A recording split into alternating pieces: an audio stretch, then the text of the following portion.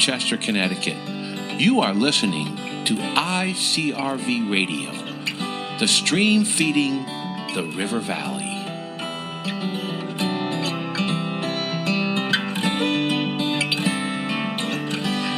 Hello, everybody. This is Dan Forrest. Welcome back to the Archaeology of Connecticut and our December 2019 episode. Scott Brady, would you like to say hello as well? Hi, everybody. How are you tonight? So, Scott and I are joined by a very special guest today, the man who's inspired many of us to get involved in archaeology, going back a number of decades, and also inspiring an entire new generation. I'm not that old. So it's also always funny to quote-unquote introduce Nick Bellantoni to anybody, because spending any time around Nick, you quickly learn that Nick knows everybody in Connecticut. So that aside, we have with us in the studio today Dr. Nick Bellantoni, our acting state archaeologist in Connecticut and state archaeologist for over 25 years. A man who has put in an unbelievable effort and devotion to archaeology, archaeologists, and the general public here in Connecticut. So, Nick, we're thrilled to have you. Well, I appreciate it, Dan. Thanks for having us, and that's a nice introduction. So, Nick, one of the reasons we wanted to bring you here for, besides your immense wealth of entertaining anecdotes about archaeology in the state, We do have stories. is to help our audience understand who the state archaeologist is, how that office was created, and what the role of the state archaeologist is within the state. So can you give us a brief history of the position? Yeah, sure. It really goes back, the idea of a state archaeologist in Connecticut goes really back to the early 1960s. And this was before there were, preservation laws like the National Historic Preservation Act in 1964. This predated that. There was a lot of construction going on, a lot of highway being built, and those projects, within those projects, there was no consideration for really or little historical or cultural resources from an archaeological view. And so some archaeologists that were involved with the Archaeological Society of Connecticut at Yale, as many of the professors there, petitioned the state to have a state archaeologist. And the legislature passed it, but it was just basically back then an honorary position. And Dr. Douglas Jordan was hired by UConn and then named the state archaeologist. The problem was it was honorary. He did not have any really good statutory backing in what he did. Basically, he curated collections and taught at the university, but the actual preservation end of it really wasn't well defined.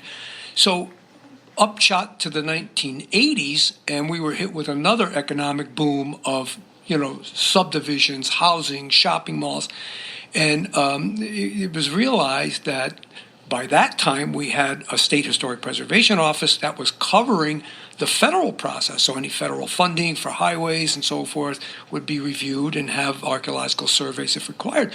But there was nothing at the local levels to help municipalities.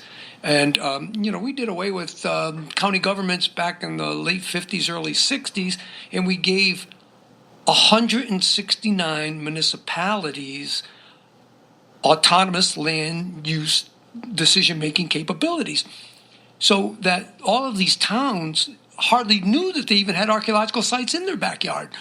And so the idea was generated by a group of environmentalists, historians, archaeologists to have more teeth added to that job as state archaeologists. And the upshot of the whole thing was that the legislature created an Office of State Archaeology with mandated responsibilities, primarily for preservation and education, but to help municipalities in their decision-making consider archaeological and historic sites. And here's a little anecdote about that.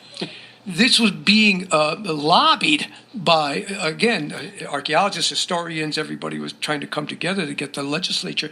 And it went through the bill to create the office, went through committee, but it was kind of dying. It wasn't coming off the table and going before the very last day of the session it would have been 1987, the very last session of the General Assembly, it was noted that the bill had not come up. And so the sponsors of the bill put it before, right, like the last afternoon, and it was just voted in before they ended the session, and it was voted in unanimously. That is to say, bipartisan, Republicans, Democrats, Independents, they all voted for a state archaeologist, and I could be proven wrong, but that's probably the last time that ever happened.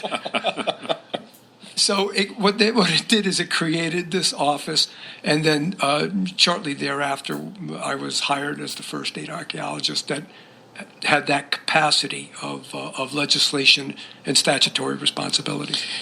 So, if I remember correctly, Nick, although there were statutory responsibilities created with the office, a lot of what you've done as state archaeologist was stuff that you had to figure out for yourself, because there was really no infrastructure in state government. There was this sort of new agency and no established relationships with the municipalities or any of the other constituents and various parties who were deeply interested in archaeology or were really terrified at the idea that there's this new sheriff in town who might actually come talk to me about something that might be uncovered on my property. So can you talk a little bit about what that process was like as the state's first really official state archaeologist with a statutory role? It was quite, when I received a phone call saying that, that I was being hired as the state archaeologist, I remember putting the phone down going, now what do I do? Because, nobody was really quite sure, even with what we had as mandates. The mandates are very vague in some respects. And, I remember going to my professors at UConn and saying, what do you think I should do as the state archaeologist? They said, I don't know, nobody knows. So it was seat of the pants, like you mentioned, just really inventing it in some respects. I had some guidelines, but, just learning and what I realized right away was that people had no idea there was archaeology in Connecticut. I mean, it was just this public awareness that just, which has made this program so powerful and reaching out to so many people out there that even, 30 years later, we're still educating the public that there's archaeology here. But back then it was like I realized one of the most important things I could do, along with the preservation aspects, was to just get the word out. Go speak to Boy Scouts and go speak to historical societies and nature centers and go sit down with town planners and just kind of go over this stuff and what they could do and educate them to what resources were in their backyards that they were to protect. They didn't even know that we had Native American sites going back 12,000 years or colonial sites or even that these sites were even significant enough to want to preserve. And even when I look back, I'm going to be honest with you, I think when I look back, I think some of the best stuff I did was that creating as much awareness as I possibly could, and to take the fear out of it. Because, developers, when I used to go to town meetings, they would be like, the state archaeologist here. And, there would be a lot of concern about what I was asking and would it stop construction and jobs. And, even the towns were concerned because they wanted the tax base on some of these things. And, I tried to say, I'm not here to stop anyone. I'm here to work with you to preserve a resource, just like you're preserving environmental resources and wetlands. Just think of cultural and historic resources as kind of the same thing that needs a review. Right. And that we will handle it within the time frames that you have and so forth. And, it was building a lot of trust. I was going to bring this topic up because when I think about the legacy of this office and really in talking about that, this is to an enormous degree your legacy and something that's really notable about Connecticut specifically is that you and your office has succeeded in large part by asking people to do the right thing. And that is really difficult to do because the stakes can be very high, not just in terms of costs, but in terms of unpredictability. People can be terrified about what their neighbors are going to think, about public perceptions, about people entering their property because they're, pardon me, curious about the archaeology. There's a crazy range of concerns, and you manage to convince a huge range of people to preserve and pursue research on archaeological sites all over the state, even when it wasn't mandated, even when it wasn't required. And that's a very particular skill that I think set the tone in an important way, looking forward into the future. I appreciate that. I'll tell you a little kind of humorous story that goes with something like that. And that was, we were reviewing won't mention names, but we were reviewing a project for a pretty big company in one of the towns. And we had a 4,000-year-old site, Native American site, along a brook area that they were going to come very close to, and we had done some testing years ago out there, so we knew we had something really good, and so I just wanted a survey done to delineate the boundaries of this site. It was really an important. So I met with the owner of the company and his lawyer, and we sat in this little room, and I explained about the archaeological site and so forth, and what we'd like to do to work with you, and this guy goes off the wall. I mean, he is screaming at me, I don't see, I have to do this, and it's crazy, but anyway, because I guess he was kind of threatened by the whole thing, but, he started screaming and yelling, and so I just sat there, and when he finished, I said, okay, so how can we work together? And then we started talking, and he calmed down a little bit, and he agreed to have a survey done, and the site was relocated. It turned out to be a really important site. So we're walking out. I'm walking out with the lawyer. We're walking out, and the lawyer looked at me and he said, "I can't believe you talked him into that." And I said, he really wanted to do it. He just didn't know it. And so the upshot of that is the Hartford Courant came out and did a story. And I praised this guy as one of the greatest preservationists we've ever worked with, how cooperative he was, how he helped us. He saved this site and so forth. People were calling his business saying, "Thank you for saving that site." I mean, he was getting a lot of great publicity out of it. But, you got to work that. With you mentioning trust being really important, that's something that grows over time and has fingers that extend so far out beyond your immediate personal network, which, and I'm not joking, you probably have the largest personal and professional network of any human being I've ever met. In Connecticut. But even beyond that, people who may have, the one or two people who haven't met you personally, quickly know of you as soon as they start mentioning your name to anybody they know. And that's critical because a lot of the most important archaeological discoveries in Connecticut might have gone unknown, not just to archaeologists, but to the general public because they were hidden. Somebody was terrified or they wanted to hide the information from it. And so establishing that kind of rapport with a huge range of people for knowing that they will be dealt with in an upfront, trustful way, I think is, to my eye, again, something that stands apart for Connecticut. That is not necessarily the legacy for some of the surrounding states for the way that they have managed their archaeological resources or their relationships with private property owners, developers, all the other parties who are involved. I think that's something that we can be very proud of in this state for, decades of that pattern, growing and expanding. Yeah, I appreciate that. I recognize right away, again, that the educational importance of it all, getting the word out. But I also recognize right away that I had to be out there, not just behind a desk, not just at UConn, but I had to be on the site. People had to see me, talk to me, share information, and work on that. And so I did a lot of traveling in the state of Connecticut. I've worked in every town in all 169 municipalities.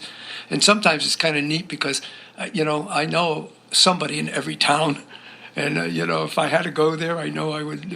I have somebody to look up. But I felt that was important to be out there, so that there was a recognizable and who to go to if there was an issue or a discovery found, or if a town planner had a question about something, or even if a developer.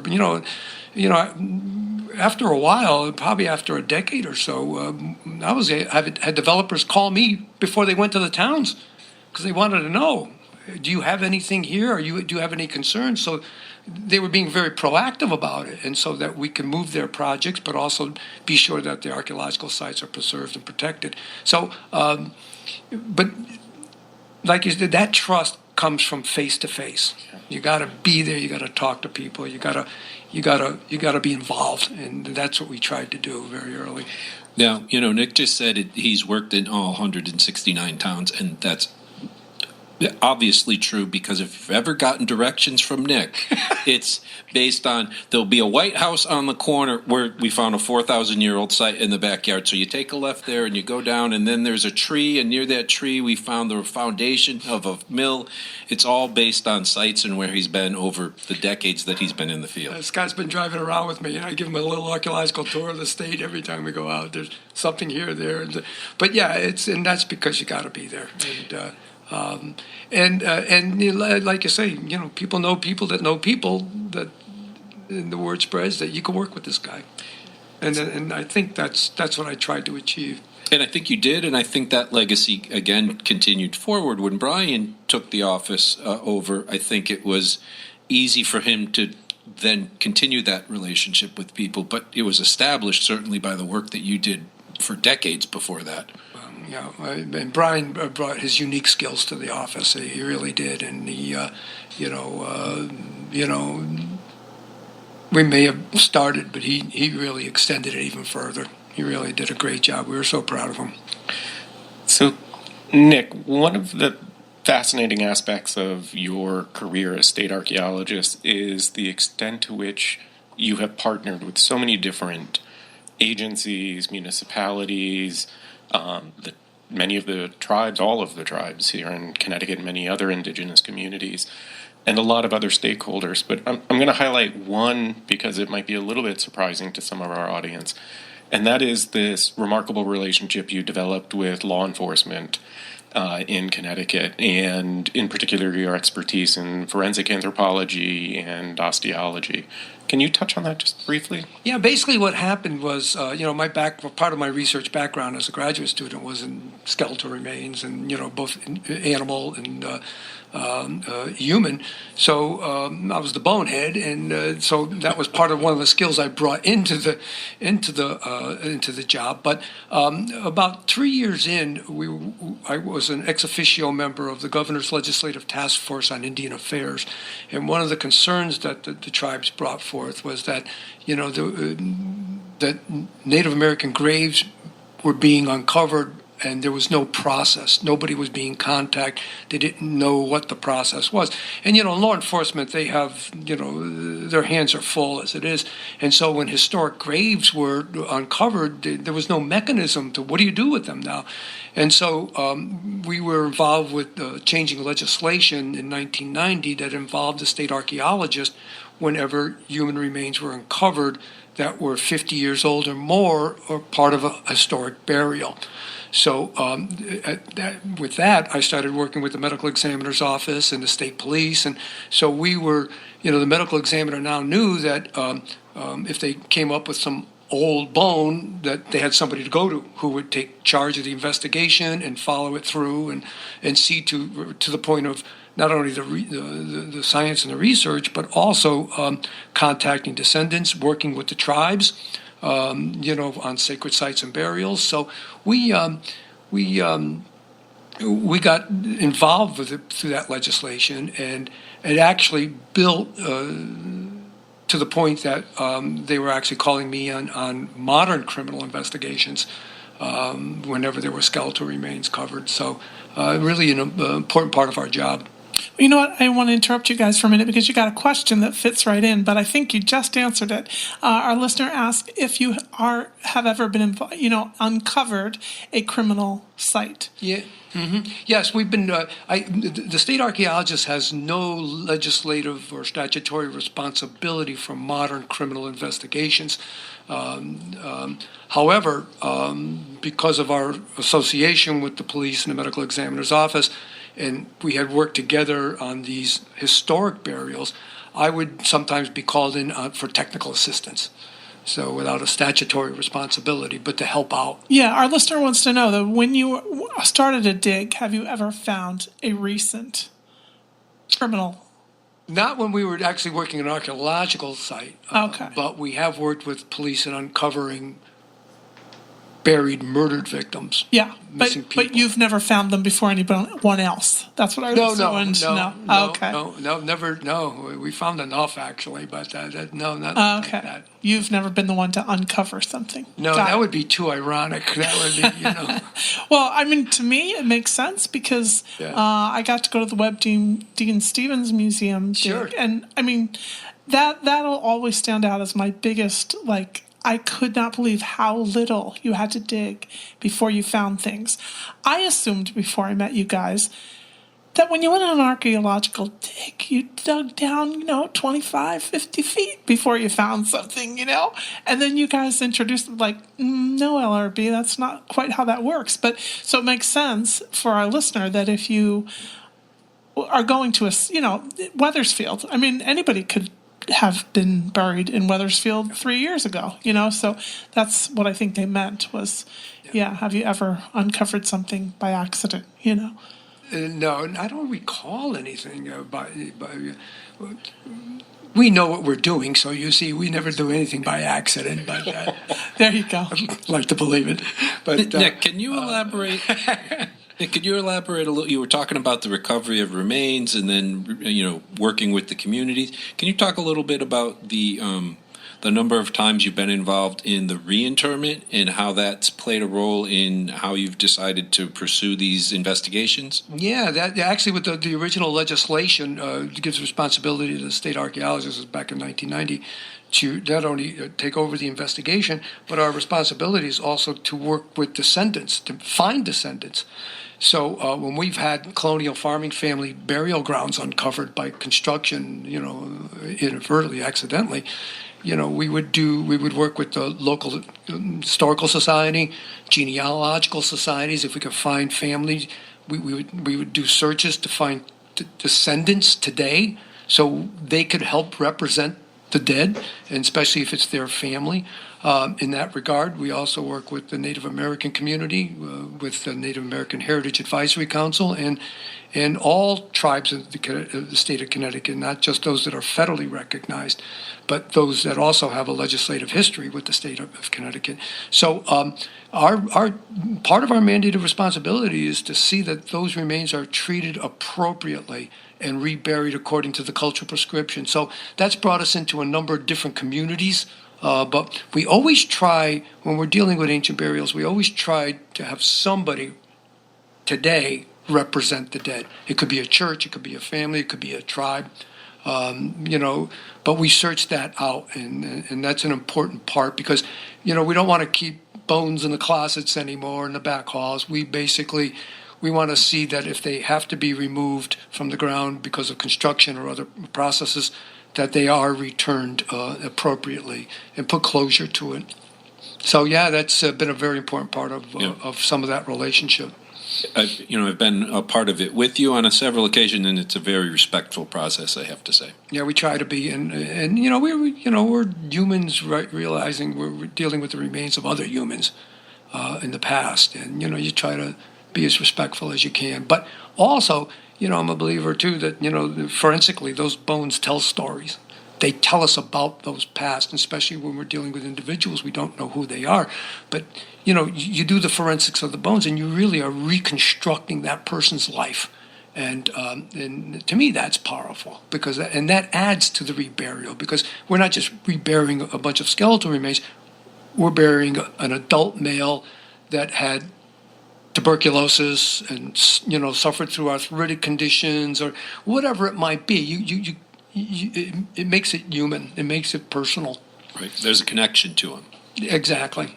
So, Nick, I think a great illustration of that is actually some of the more recent work you did, and I'm thinking of Alfred F. Bredahawk in connecting not just some research, but actually reintroducing, recovering, returning individuals whose families had lost them a very long time ago, but also bringing to life an entire aspect of their life story and their story after life that's really been embraced by some of those communities. Yeah, and Albert of Bredahawk is an amazing story, and it's one of the few times, it's only happened to me twice, where usually when we work on it, when remains are accidentally uncovered. A cemetery is found, an individual burial is found, and we have to, respond. But in this case, what happened was Albert Bredahawk was Ogala Lakota Sioux, who was performing with Buffalo Bill's Wild West show in June of 1900 here in Connecticut, contracted food poisoning, botulism, and would die in Danbury, Connecticut, where he was buried in an unmarked grave in Worcester Cemetery.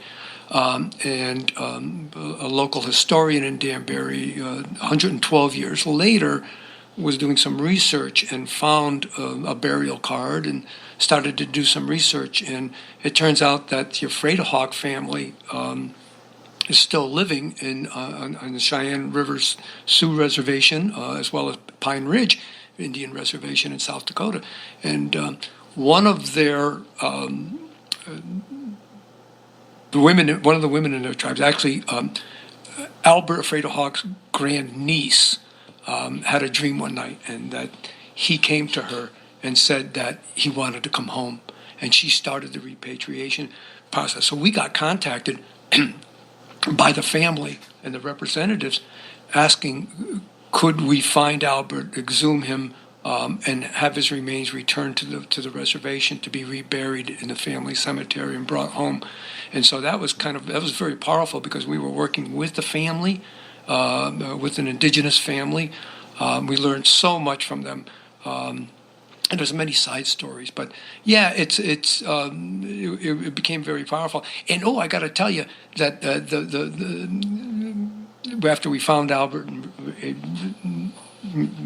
we were able to repatriate him, the family adopted me and a few others that were involved with the project. So they gave me a Lakota name, and my Lakota name is Tepuwan Washtia Okale. My wife thinks it means man who can't hear well, but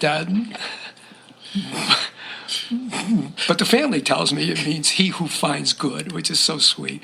But we are now family. I am part of their Tirshpahe, or extended family, and it becomes very, very special. All right. I'd like to take a moment, let Nick catch his breath, and we're going to go to a break, and we'll be right back with Archaeology in Connecticut. Come to Hillstead Museum in Farmington, Connecticut to experience art and culture in a magnificent historic setting. A visit to Hillstead Museum unlocks a 1901 architectural treasure. French Impressionist paintings, Ming Dynasty Chinese porcelain, Japanese woodblock prints and period furnishings. Enjoy a guided tour with interpreters who have the inside scoop on the family that created this landmark. Take time to experience the tranquility of Hillstead's sunken garden, or take in surrounding vistas of the Litchfield Hills while sitting on the Mount Vernon-inspired veranda. There is something for everyone at Hillstead in Farmington. Bring your friends and family to one of our many public programs, such as the Sunken Garden Poetry Festival, May Market, Heyday, or Holiday Boutique. Find a complete schedule of events at hillstead.org. Visit Hillstead Museum to take a step back in time, explore nature, or marvel at world-class artwork by Monet, Degas, Cassatt, Manet, and Whistler. There is so much to discover only at Hillstead. Please visit hillstead.org.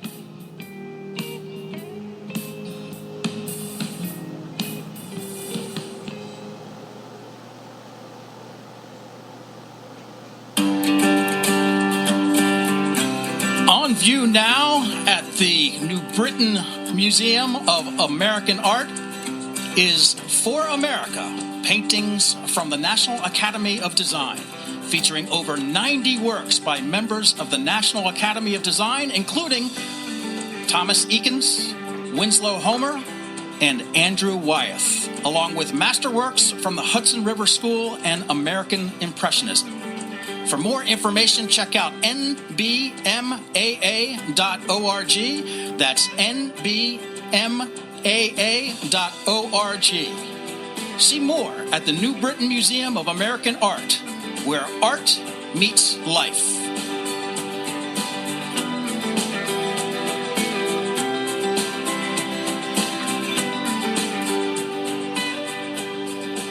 And you're listening to Archaeology of Connecticut, and I'm just butting in here, gentlemen, for a second to tell our listeners that if you'd like to ask a question, call us at 860-526-ICRV, which is also 860-526-4278, or write to us at info@icrvradio.com, just like the last person did. So feel free to send any of your questions to us, and love to get them answered. Thank you very much, LRB. Of course. So, Nick, as we're rolling back into this, we started talking about all of these remarkable partnerships that you have, and I think one of the most fundamental of those relationships is the Friends of the Office of State Archaeology, which was really created in part to support, really fundamentally to support your office. Can you talk about this? And I think this is something that Scott's likely going to want to chime in on as well. Especially as the current president of the Friends of the Office of State Archaeology. Yeah, you know, we were a small office that was developed with very little funding, and we were, you know, in those early days, we were being called. Once the word got out, what we were doing, and we were being called out all the time, and it was hard without staff. And but I had this wonderful group of, you know, professional and amateur archaeologists who would come out with me, and, you know,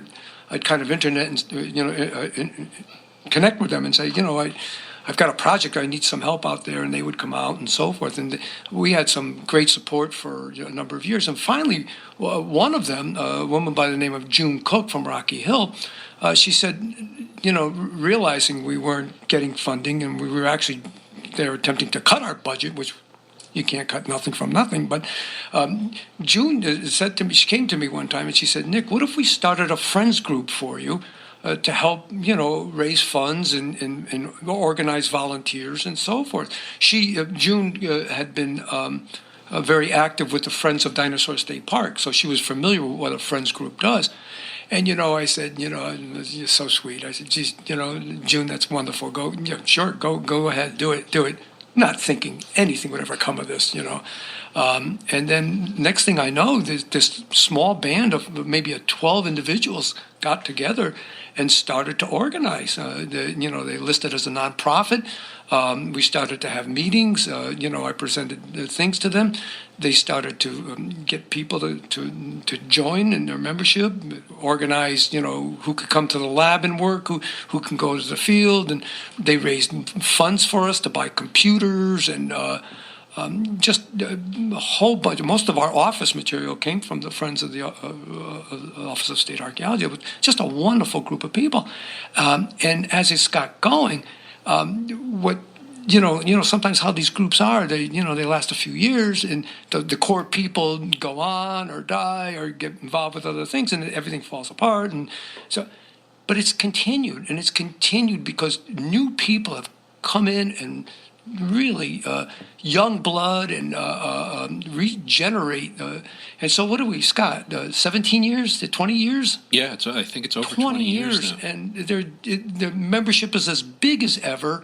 They do so much. They did so much for Brian Jones and now us, and I know they will continue the work. But it's just a phenomenal, it's humbling to think that, you know, the public, you know, would do that for you, would come together. And, you know, and I used to feel so bad for this. The only thing I could offer you is maybe get you interested in an interesting project or something. But I've got nothing I can give back that you give so much to me and to the office, I should say. But And that's what I always used to try to say. It's not the Friends of State Archaeologists. It's the Friends of the Office of State Archaeology. But it's been very humbling what they have done, and it's been far beyond any expectations I ever had when we started. Well, I would challenge you on one thing in what you and the office has given back to the members of FOSA. I mean, there's still, to me, something magical about being able to be on a site and to pick something up, not in a museum behind a piece of glass that's, whether it's 50 years old or 12,000 years old, to be the first human being to see something that someone like us left behind is a pretty amazing thing. Yeah, it's powerful. And beyond that, the mentorship and the education. I mean, I have no educational background in archaeology, but by working with your office and Brian when he was in the office, I feel pretty comfortable out in the field. You should. You really have developed some great skills. Yeah, and we have a great group of people who have come along and started without that background who, now can go out in the field and work with you. The one thing I would like people to know is we're a little bit different than some of the other archaeological clubs or societies. We don't go out and excavate sites on our own. We work strictly on sites or projects that the state archaeologist has identified as important and worthy of additional resources and labor that he just doesn't have the capacity to provide. But it's been a great time, and I think the teaching and the education and these opportunities, which, I mean, honestly, for all of you out there who are thinking you could never work on a real archaeology site, yes, you can. You can join us on an adult field school. You can join the organization and be part of it. And we bring people out and we teach them how to do real archaeology on real sites. But the thing is that we should mention is that we could not ever have done half of what we've accomplished if it wasn't for the Friends group, if it wasn't for the support that people gave us and actually came out. We couldn't have done that by ourselves, or even with a small group of students. We just couldn't have done it. And so, if we've had any success, if we've been able to do that preservation, it's really because of the support we've had. We couldn't have done it without you. And the other portion that now, as we have all these radiocarbon testings and all these other scientific testing processes that are out there, that's something that FOSA has taken a broad leap into in supporting that kind of work. We were supporting of radiocarbon dates on the Pope Mastodon. We currently have a couple grants out to a couple grad students at UConn, one who's studying the process of how corn first came into the area and how it was processed differently at different times. Another who's exploring contact period Pequot sites. So the people who are joining and paying their dues and making donations are really supporting important archaeological stories and research here in Connecticut. Yeah. And it's a great opportunity for people to get involved. Yeah, and that's so important. I mean, it's one thing to get material out of the ground, but if you don't have the resources to analyze it, to pay for that kind of really sophisticated laboratory processes, you're losing information. I mean, it's so that's critical. That's critical. It's not just about field work. It's what do you do with the material afterwards, and how do you get as much information out of that as you possibly can. So that kind of support is just incredible. While I'm here, I might as well put the plug in. If anybody's interested and wants to learn more about FOSA, fosa-ct.org. That's fosa-ct.org. That's our website. There's a page for with our membership application, or you can just poke around and see what kind of projects and events we've been supportive of or been involved in. Excellent. So I would second Scott's encouragement to check out FOSA. It's a fantastic organization, and in addition to the synergy with the state archaeologist, FOSA provides a huge amount of support to other archaeological organizations in Connecticut. So they're really working in the public's interest, and the fact that it's all volunteers and people who are devoting their own personal time to this, given how busy everybody is and how distracted we are by everything else, it's remarkable the momentum that they've built for that. So definitely check FOSA out. So, Nick, we have a number of other important partnerships I want to sort of highlight. And one of these is a little more personal to me because I was this individual's successor after many decades of public service. And so I'm referencing the State Historic Preservation Office, which we often describe as a sister agency to the state archaeologist. And I'm specifically referencing Dr. David Poirier, who for 33 years in a far less public position was incredibly involved in preservation of archaeological sites within the state, and actually was a very close partner for you for much of your career. Absolutely. So can you talk a little bit about that relationship between your office Sure. and When SHPO? Dave Poirier and the State Historic Preservation Office here in Connecticut have been, kind of up and running since the mid-'70s at least, and, coming through federal regulations and laws, so that the responsibility was reviewing state projects, state-funded and permanent projects, as well as federal. So they had a lot to do. Again, our office came up to help municipalities. So when I first came up, Dave Poirier and I met, and one of the first things we did was work out this division of labor. And so we not only had our own little areas, but we realized we were the only two people at that time working for the state of Connecticut that were archaeologists. And so we combined our resources. Mostly Dave provided resources to the SHPO's office to us, but we developed, a great relationship where, twofold. So, in many states, they have a state historic preservation office, but they may not have an Office of State Archaeology. And as a result, those local projects fall through the cracks. But here we were able to catch both and work together. And I got to tell you something about Dave Poirier. I hope he's not listening. But he was the brains behind the operation. He would come up with these ideas for state archaeological preserves, permits for this and that, but the thing was, while he came up with these, he always looked to me to get it done. So it was like, when Dave came up with an idea, I was like, oh no. But they were always really good. And of course, they led to a lot of great things going on in Connecticut. But I like to think we were a great partners together, because working together, hopefully we covered a lot of ground. Oh, yeah. And I can tell you, as in years gone by, when Brian Jones and I were young archaeologists in the field, you and Dave both were inspirations to us that there was actually not just a means of feeding ourselves, or theoretically a family doing archaeology, but also a path to give back more directly to the public for the service. So, and I know it's not just the two of us. I've spoken to many other archaeologists, in particular for you, but also for Dave Poirier, for Absolutely. that kind of selfless devotion to the field, which has been inspirational. Well, thank you. But Dave was great to work with, and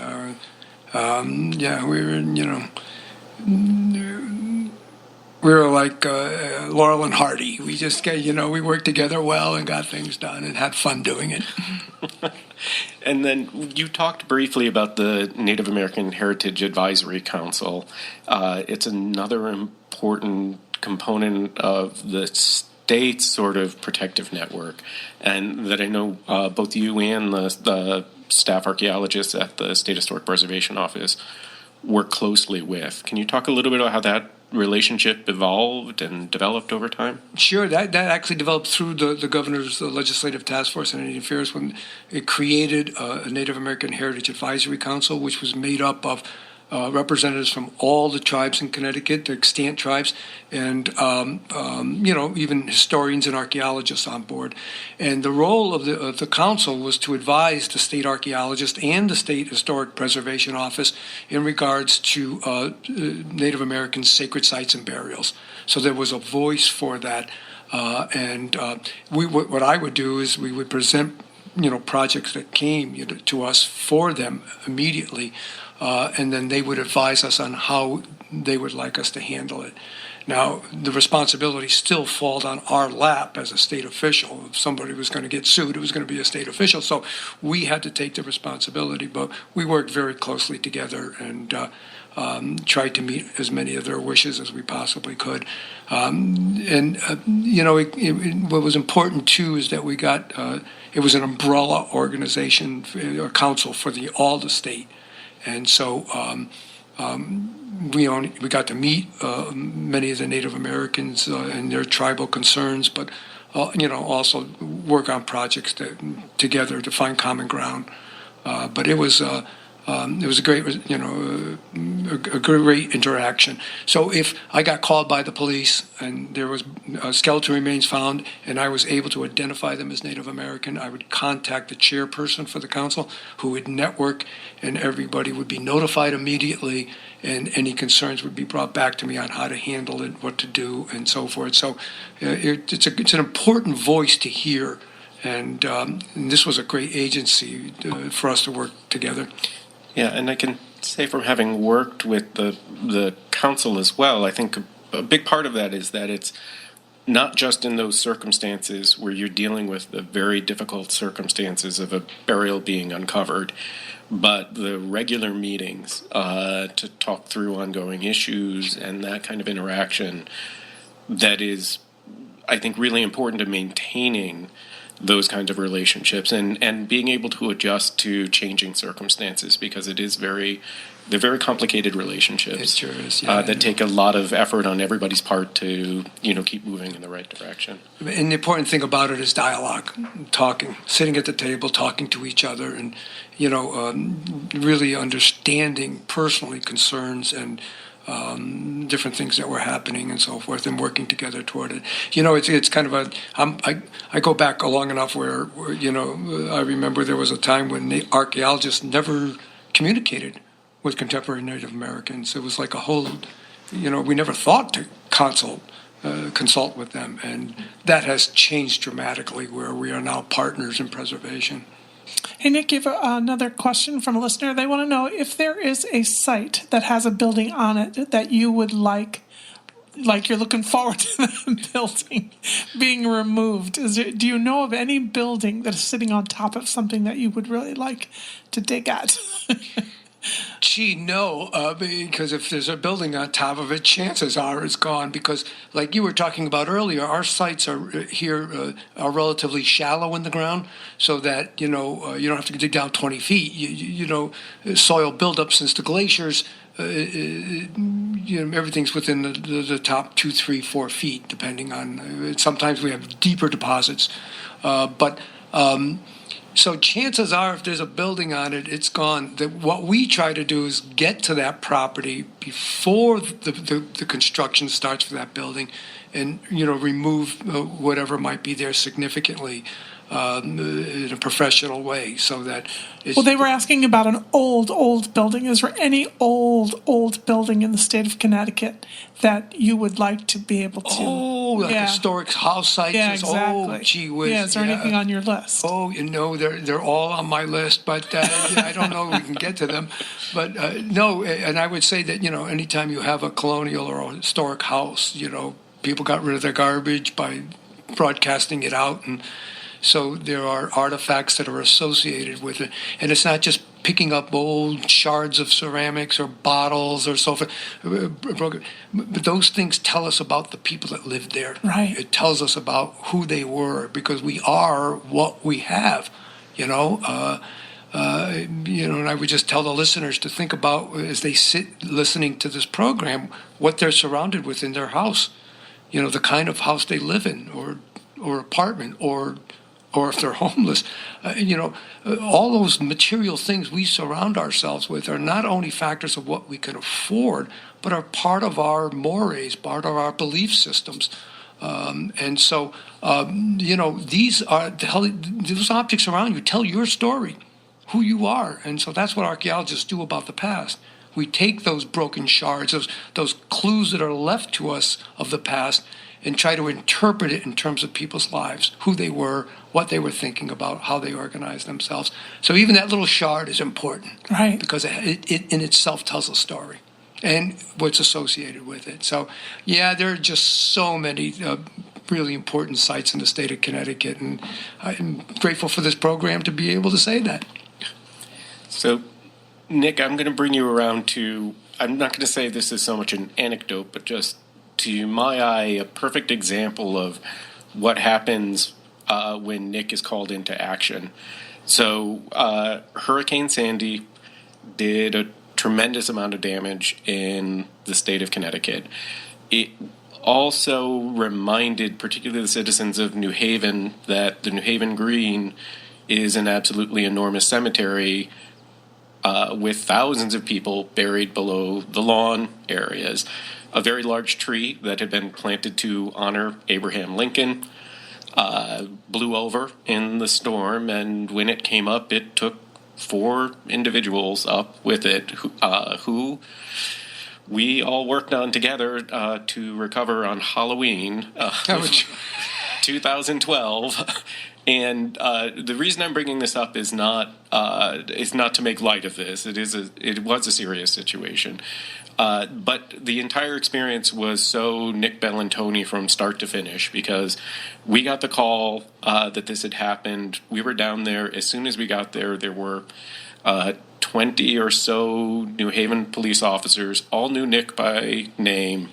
All were immediately figuring out what he needed to do to sort of protect us, because there was a huge crowd. There was a crowd who had gathered. So around a police cordon, there were 10 people deep observing everything that was going on. Nick made phone calls to colleagues at Yale University who sent people out. We had colleagues from the Connecticut Department of Transportation who have archaeologists in large part because of the huge efforts of Dave Poirier and Nick Bellantoni. So there are, archaeologists within that agency that help protect sites. And we have FOSA people out there? We had FOSA people out there as well. It was a remarkable scene, but it was also really important that it was done despite this, what could have been a very circus-like atmosphere. Sure. It was handled respectfully, and the people who were there out of curiosity responded to the level of respect that was afforded those individuals who had been disturbed. So I'm bringing that as just one anecdote. There are many others where I've had reason to be in vehicles with Nick and interact with law enforcement, and in every case, the officer approached the vehicle and said, "Hey, Nick, what are you doing?" That's right. Yeah, I get pulled over for speeding, and they go, "No, not you again." But or more frequently, it's the unidentified, what people considered unidentified pickup truck showing up in a neighborhood, and who's this strange man walking around? More often than not, the police knew immediately who it was before even responding once the description came through. But it is it's testament, and that's just one example. There were numerous other burials that were exposed by that particular storm. You were everywhere responding to those, and in each case managed to coordinate with a whole lot of different people, including a lot of FOSA volunteers to step in. So it takes a huge amount of energy to do that. And, I just want to say in the last couple of minutes that we have on the show, hopefully I haven't embarrassed you by heaping too much praise on you, but I do want to thank you on behalf of the entire community for everything you've done for us. And also just have a chance to reflect on your ability to communicate what's so important about archaeology, beyond the nerdy stuff, beyond the getting into the weeds, the nitty-gritty, geeky stuff, but why it's important to everybody in the state. So thank you very much, Nick, for being with us today. Well, thank you. Thank you for having me. I'm just thrilled to be here with you guys, to see you guys again. I'd like to thank you and echo what the sentiment that's just been expressed. But on a personal note, I'd like to thank you. When I retired in 2012, I took a 1-week field school, one of my nerd things that I decided to do.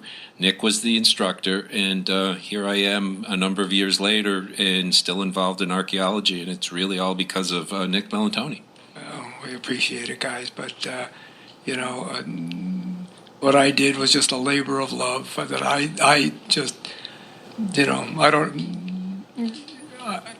I received far more than I gave. Let's put it that way. right. Well, thank you everybody for joining us this month. We wish you all a very happy holiday season and look forward to joining you again in January. Thanks so much. Bye, everybody.